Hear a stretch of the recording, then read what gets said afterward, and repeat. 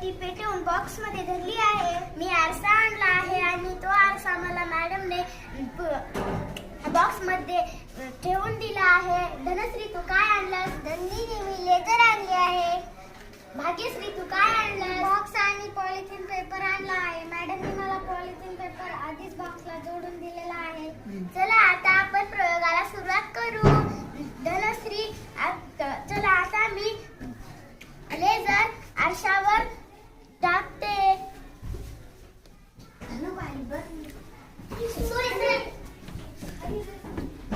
पहा काय दिसत आहे तुम्हाला?